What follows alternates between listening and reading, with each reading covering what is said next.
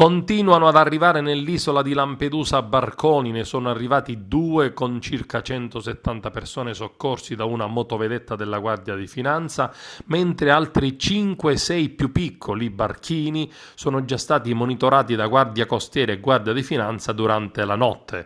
Arrivata invece nell'isola la bara bianca per il piccolo Youssef di 6 mesi, morto 2 giorni fa a seguito del naufragio di un gommone di migranti davanti alle coste di Lampedusa. La piccola bara bianca sarà tumulata nel cimitero di Lampedusa.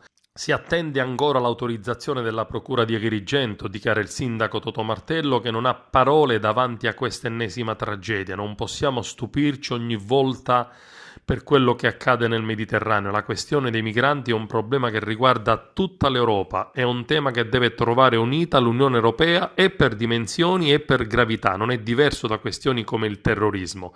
Gli attentati in Francia ci riguardano tutti, le morti in mare pure, non c'è più tempo da perdere, ha concluso Totò Martello.